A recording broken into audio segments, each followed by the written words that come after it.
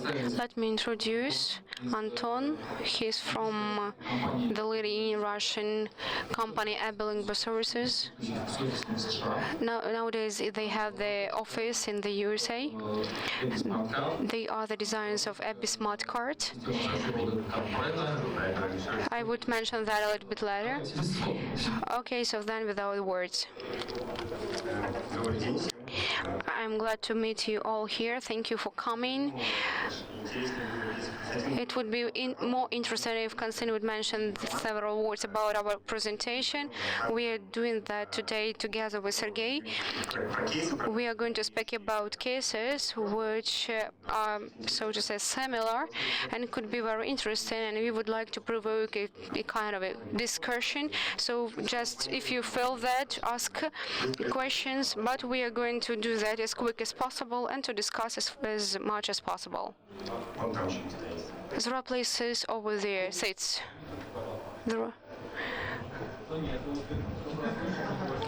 Who is listening? Just 10 years. Who is not? Wake up, wake up. It would be very interesting. 3 quick questions, just to know who is here. Those who are translators, freelancers, your hands up. Who are the vendors, services, translation companies, and clients? Good. The both clients are here. Great. Today we're speaking about crowdsourcing and systems using the cases and what is the meaning of that in the work. I would say several words about the company just to know what we are doing and what we are speaking about later. Episode Language Services, that is a Russian company which do a lot of translations and have been designing for many years different kinds of translational technologies. That is something like terminology systems, machine translations, and many others. That's why we have a series of techniques which allowed us to compose those things which I am going to introduce to you.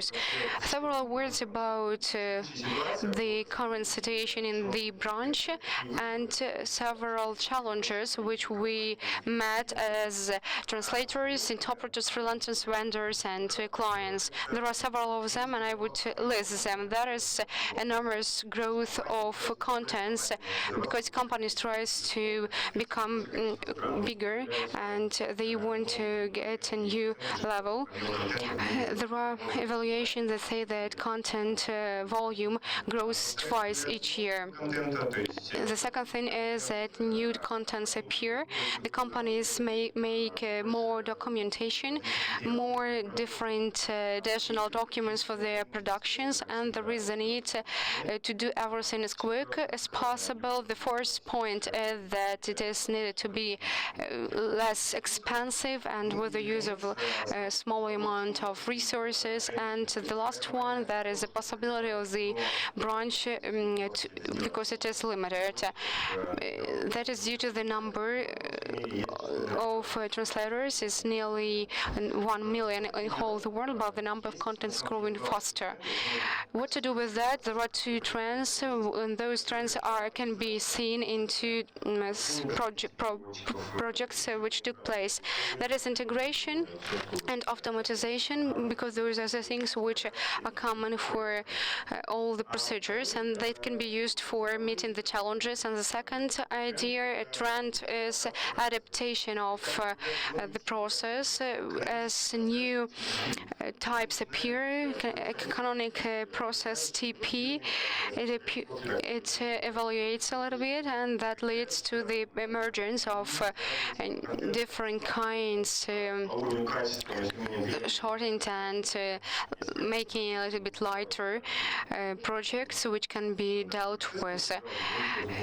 Nobody would think about machine translation in terms of dealing with such kind of projects, but as well as with the dealing with the documentation. Over there, you can use machine translation or crowdsourcing.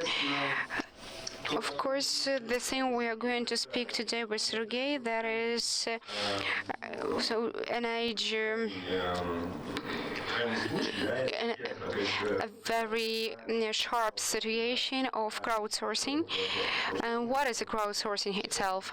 If you'll read in Wikipedia, there is the shift of several tasks into the certain amount of people.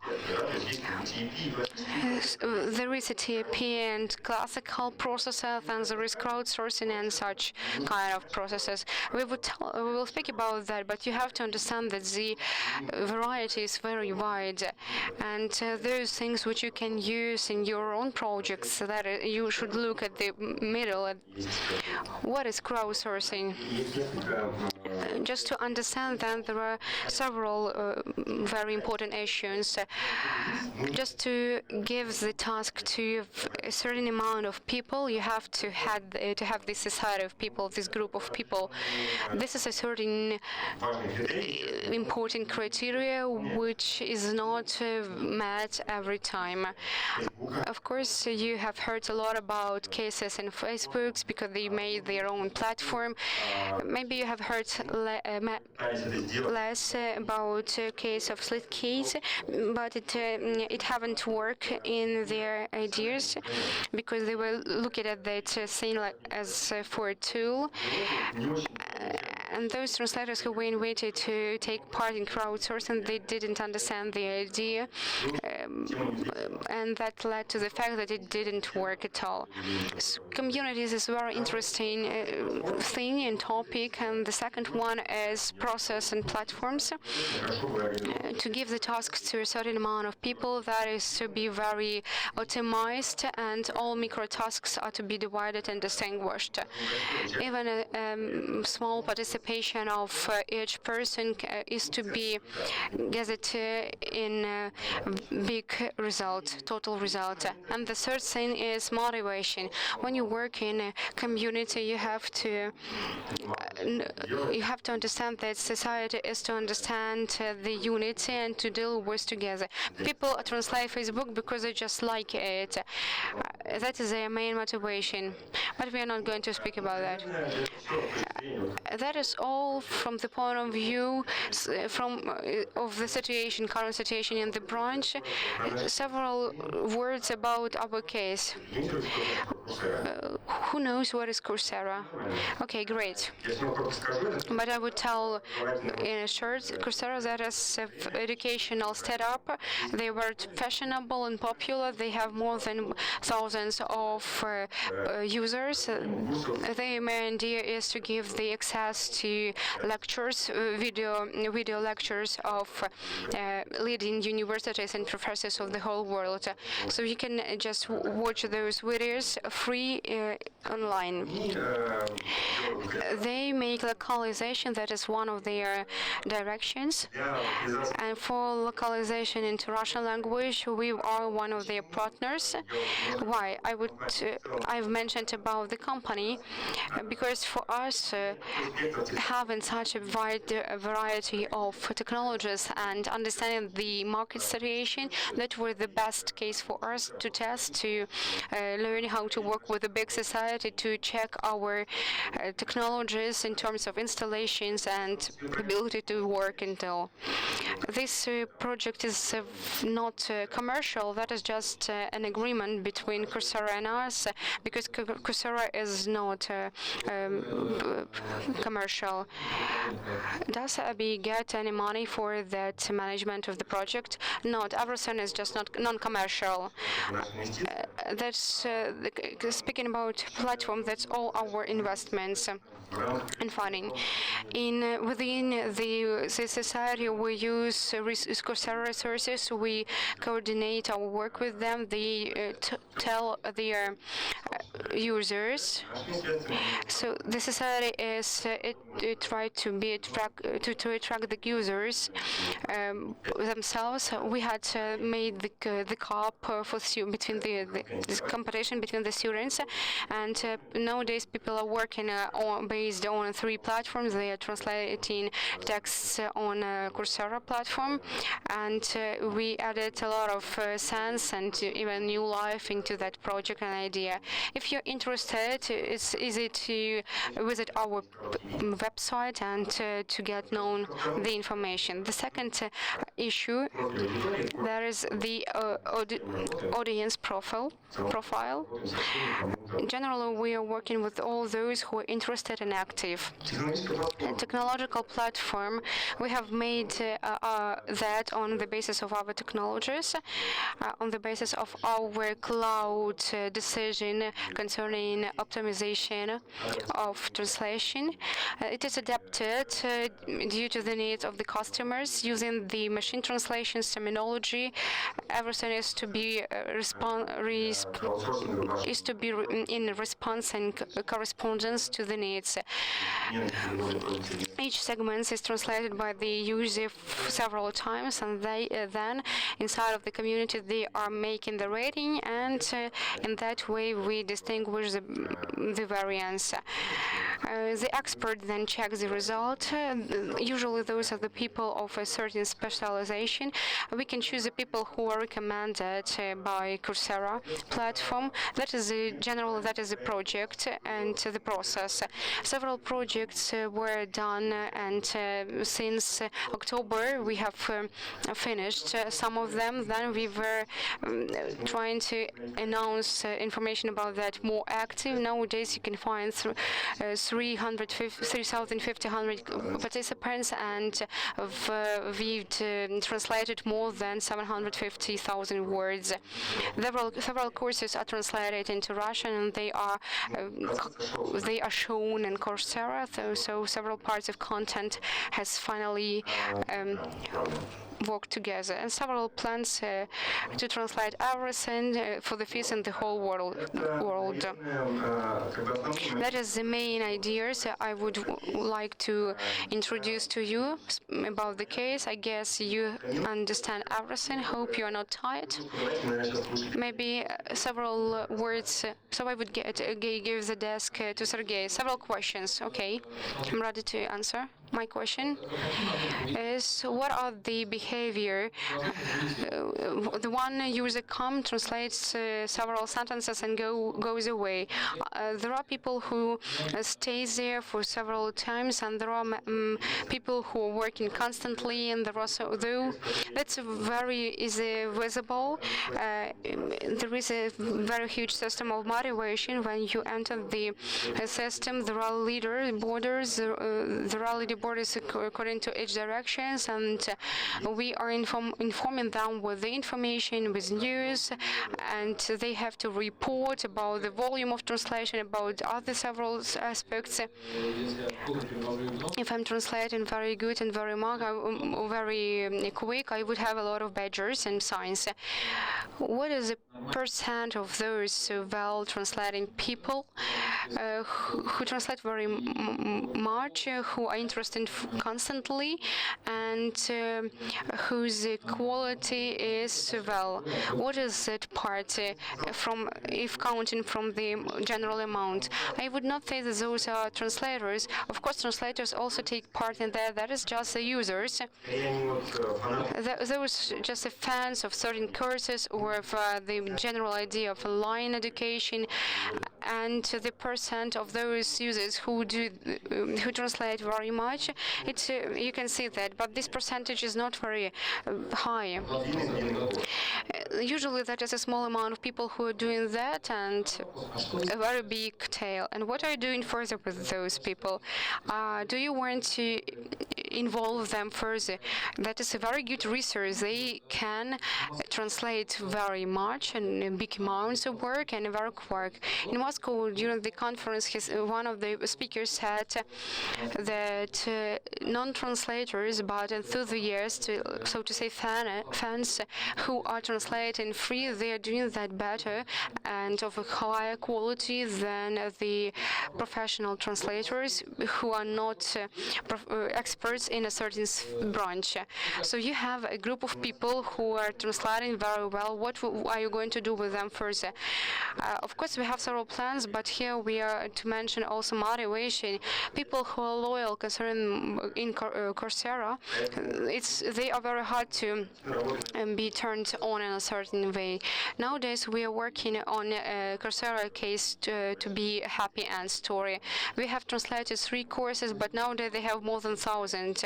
So anyway, you have a very successful project nowadays. What are the possible further models of cooperation? We don't know for sure. We are going to offer new projects, new ideas. All that we translate is to be interesting, then it would stay. Two quick questions from the audience, and then the next discussion. This story is mostly focused on Russian languages. How Coursera is working concerning the other languages? They are connected with other languages. They made the localization and started to work in 2 directions. They went to the markets and started to work with the educational things, and then they chose 7 countries where they found people who were ready to work, and they found over there language partners as we are in Russian. They offered them the technological decision. There is a platform, one of the players on the market. That is something enormously different from the kind of work we are doing. They do not do the kind of work we are doing. And another important thing is that information in context and content is it just to see that, not to explain. Those who use Coursera, they know that almost everything over there is connected with subtitles and short information, and you know that there is a special button. You press it, and you have several seconds to see whether you like it or not. Those things which Coursera introduced with their program, that's just very hard to compare with something else. Nowadays, that is a kind of fight of new technological decisions. Yes, there are several new ideas concerning that, but it's very early time to speak about that. Thank you very much. Thank you. Sergey Dmytryshin, Crowding Company. As I understand, that is a program, Chem Academy. Konstantin, I would like to tell several words or even to summarize what is crowdsourcing and what is the value of crowdsourcing for you as freelancers, except beside that it works very good for Facebook and Coursera. First backwards good, but what does it mean for me then? I have only 4 slides, and 2 of them are just screenshots, so it would be very quick. I specially chose another crowdsourcing project. It isn't connected with any of our companies or just with me. That is crowdsourcing WhatsApp project. Besides that, it works. What does it mean? Who knows WhatsApp? Those are the guys. Not in that way. That is a project which is based by the programmers from Ukraine. The guy was growing up in Kiev. He grown up in a valley and just sold his project for $19 billion. So for $19 million, that's a real price. That's money which would save the economy of Ukraine. That was my phrase here. Nowadays, Yankun costs 10 millions, not in cash. The the stockholders and small parts of that institutions. No wonder that they have problems. They do not have problems with money. Crowdsourcing is just because you don't have any money for translation. Crowdsourcing, that is a set of reasons. I would say that I would mention that a little bit later, and that would be interesting for you and as well for the customers.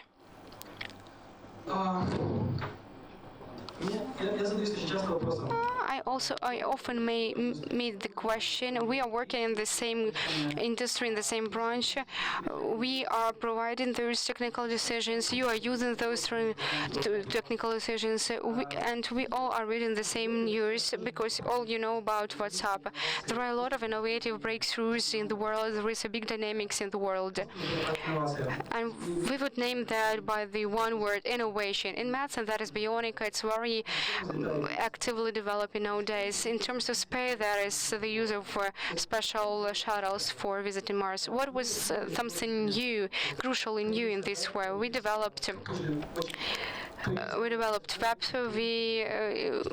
the transaction memory emerged. What was the crucial emergence in the branch? Is it okay now? Sorry? Speaking roughly, we had a document, we're doing one file of translation using the same method, using just something new technique ideas. I'm a vendor, that's why I have such a question. What is the next thing in the translation? What is to be a new stuff in the new technologies? Nowadays, I understand that it's process specific. That is a very big trend in the USA nowadays. People understand that computers are not so cool. They were very popular in 80s, but nowadays cool means that you have your iPhone, mobile phone, or something in that case. That is to be trend and fashionable. Even if your computer is out of work, but you can use any other technique, digest, which can be used in your work. One of the speakers from the last conference mentioned that in our futuristic future, as he sees it, that is the translator is lying on the sofa and is trying to dictate something to his iPhone, and then as the translator lying on when there is a problem what was mentioned, the translator lying on a sofa drinking coffee would choose one of the optional variants, the one which is correct. That would come to each of ours, but each translator would adapt that according to his own means. What would change the industry of translation? That is crowdsourcing. We have 10,000 cases when people using crowd are doing translations. That is not so important, but why do they do that? What do they gain from that? The companies who make software, they very rarely have any problems with money, but they have the problem with the tempo, with the pace of movement. Let's speak about Gmail. It is translated into 40 or 60 languages. Just for example, their company is adding actively and improving actively the product. What happens? The programmers once in a week add new buttons. They are ready to give that to their users. Their competitors, Outlook, they also add something new. But Gmail can do that, but they cannot realize that because they do not have the translation of those new buttons. That's why they need to get that translation as quick as possible. If they would do that in a traditional way, just would ask the translations, so in that case they would give the translation, receive it just in a week. You would translate it, and that leads to the big legends say to the agencies. In case of crowdsourcing, for example, in case of Maxim, that is 3,500 in our company, we have 12,000 crowdsourcing. If you'll translate these words, these sentences till the evening, the Gmail would realize their bottoms in the morning. The speed, that is what is given by the crowdsourcing. And short conclusion, that is the answer to the question, what is to be the big thing, next stuff in the future, translation future. Somehow crowdsourcing is to come to the big translation agencies. I would come to the companies and ask that I need the translation of 3 million words during the month. And agencies would say that's not a problem, we would do that of a high quality. The only way to do that is very quickly and qualitatively, that is to use crowdsourcing and to give it to big amount of people. In my opinion, everything is based on a tool. There is a tool which can organize the work on the big numbers, huge project, and would do that qualitatively. I guess you understand the problem. If the book would be translated by the 500 of people, that wouldn't be a book. And the tool is to do that in the way that the unity and the book would appear as the result. So what crowding can do here? Something that you have to see on the screen, that is the translation of Academy. Anton mentioned Coursera, and we are working on the very similar project that is Hot Economy. A lot of people heard about, several people heard about that. The difference is that Coursera is full of courses which are given by professors and teachers, and our provider made those courses themselves. If you have several products with a myth, you can just visit them and with it. I'm visiting a course of microeconomy, and that is very just interesting. What do we do with the hot economy? They came to us with 3,300,000 words, and they say that they need translation into 30 languages. Who know the agencies who would do that kind of work? In totality, that is before people would not die. Over there are two agencies who are ready to do that. That is a realistic task for you. That is 100 million words for these words. What about the deadline? As quick as possible. If you'll do that in a month, that's good. If you'll do that during the half a year, it's not very good, but it's still possible. Even half a year is too much. 3 months, that is the term. Translation is doing 2,000 words in a day. In a month, that would be 40,000 people. Really, I'm very interested. I guess agencies are not doing such volumes of translation to translate to 100 million words. What was the end of our projects? Crowdsourcing, that was the only variant to save several sources, and that was $5 million.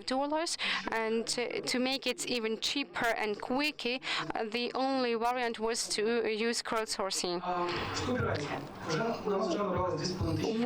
We have 2,500 translators. This amount of people, if they would work in traditional tools, line by line, translating the text of courses in mathematics, and they are not united, that translation would not have any sense.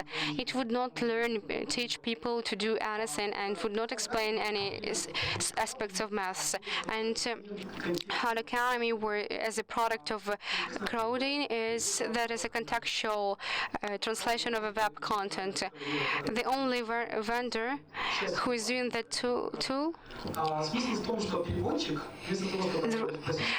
The sense is that a translator, instead of doing the only tool, log in that platform and using all those tools with glossaries and terminology and collaborative features, is doing the translation over there on that platform. The time. The only slide, the last slide I have, it's very short. What is the value? After the conference, you just come and think, somebody was talking about, that was very interesting, but what does it change? That is like to read a book and not to do anything at all. There is no need to read if you haven't written it at once and just try to do and realize that. I try to summarize all the things. We are not doing the project, so we are trying to watch and observe how they are how they have been realizing in a process. At the same time, we have 1,000 of projects which are translating. That is agencies, freelancers, or outsourcing, crowdsourcing, and I can see the needs of clients, and I can analyze the level of success of different suppliers of these kind of services. I would try to summarize what is important now and what is popular now. Konstantin said that crowdsourcing agencies, it worked for Khan Academy, Facebook, Wikipedia, but what is that for me? What does it mean for me?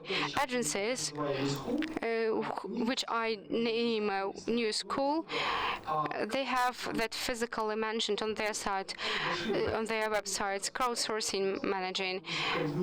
That is not without any kind of coordination. That doesn't mean that 12,000 people would come and do that. Of course, there is an authority who would organize the work.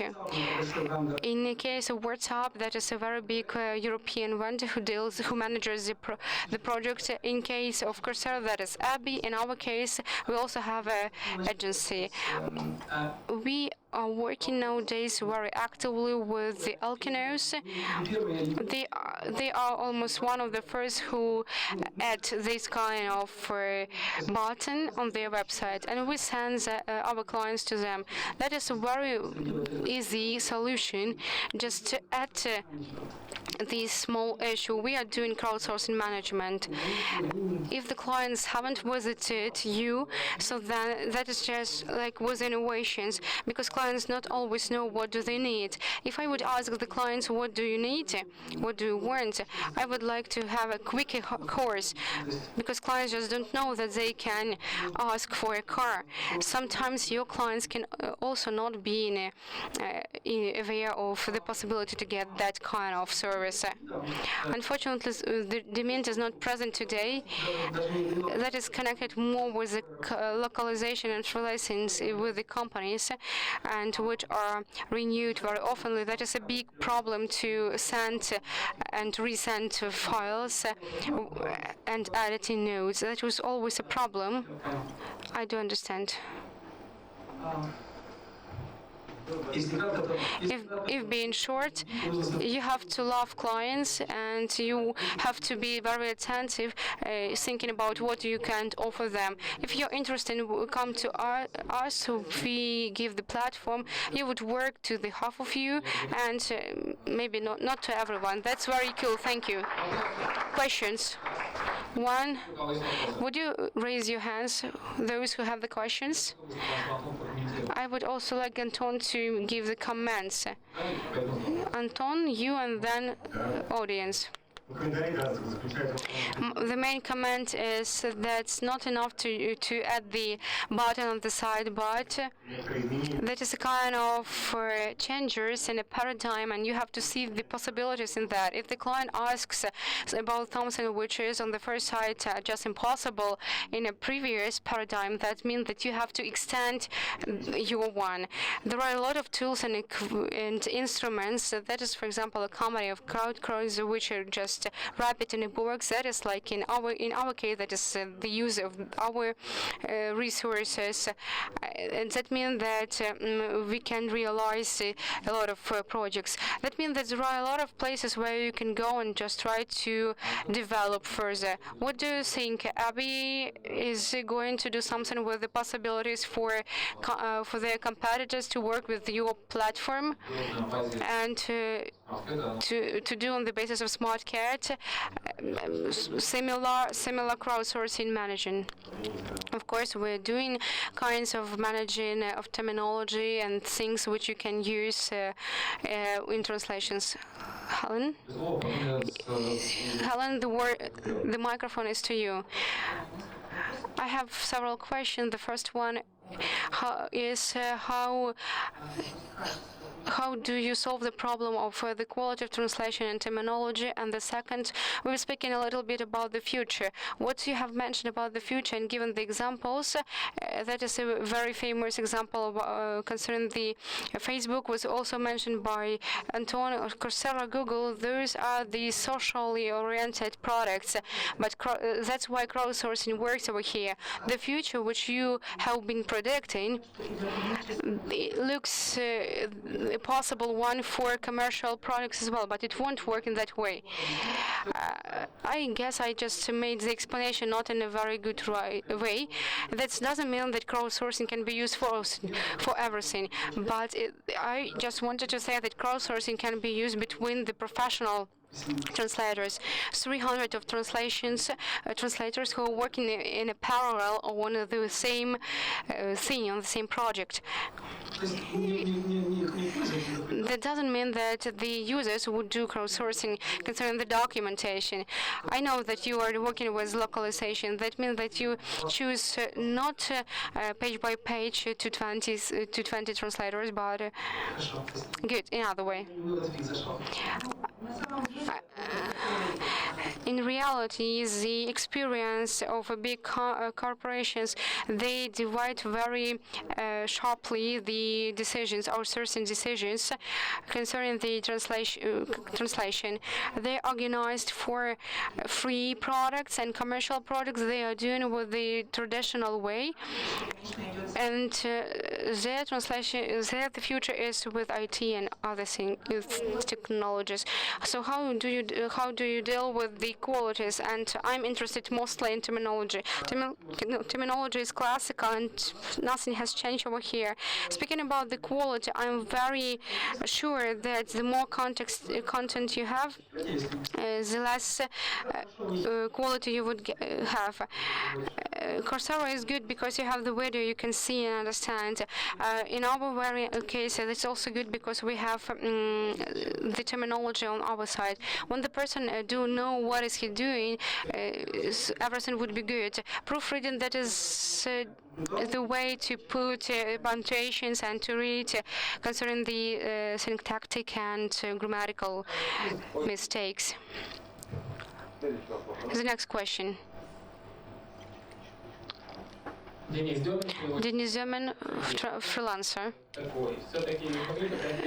Can you be more precise speaking about the advantages of crowdsourcing? Why do freelancers need to do crowdsourcing? Yes, that is the same reason as for any other kind of user. If you have any agreements with your customers that they would pay, so do that for money. But if there is no such an agreement, just do that free. Why do you need to translate? That's the same reason as for me, for example, just to do a good thing. The next question. Thank you for the presentation, Sergey. The question is that crowdsourcing management is the next big thing. Who understands that? also. Who is your big competitive? I don't understand. Alexander, thank you. If not the crowdsourcing and not the crowdsourcing of translations, so then that is Amazon. They have a Hanukkah tour platform. They have a very ambitious task. They want to let the users to crowdsource everything. And speaking roughly, they can do that monthly use, and then they use that with their product. Amazon, they understood that the power of 1,000 people is very powerful, and it would change a lot of ideas in future, and would work with dealing with thousands of tasks. From time to time, I see several things, several new ideas on the market.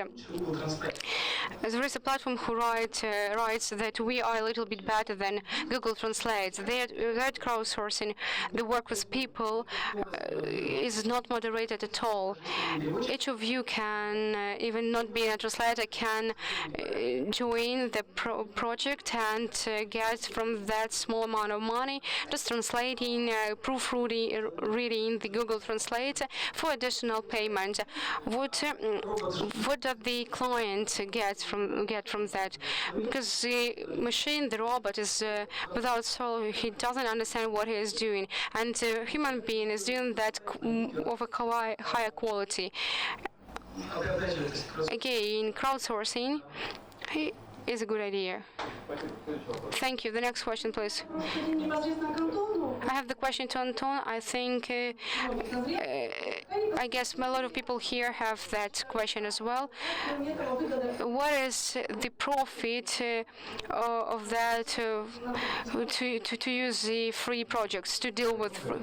I mentioned that. That is a very important proof for our technologies and a very good possibility to test all our ideas and technologies. Again, this one crowd, because it is a resource in many branches and industries. Those are the main advantages. The second question is concerning the quality of translation, proofreading question. How would you gather that together? In your case, Sergey, you just check spelling and syntax. But when the project is big and a lot of translators are working with that, so the difficulties appears even when two people are working the project, and in such kind of volumes. What are you doing that? We add a lot of segments, then we rate them, and only one proofreader is working with work. That is that kind of flexibility in approach to the requirements concerning the translation. If we speak about subtitles, of course, the quality requirements are a little bit lower if comparing with documentation. Going to the previous questions about platform, they are always, for example, in Finland there is a platform which offers crowdsourcing functions as well. There is another one which try to unite the ideas of crowdsourcing and to motivate them to learn foreign languages. Many people have noticed that, and that's not only on the global level, and even in the sphere of translation, this also was noticed. That's not only in translations. You see that in Wikipedia, for example. Where would you find a company who would translate in such amount of languages the big volume of educational information?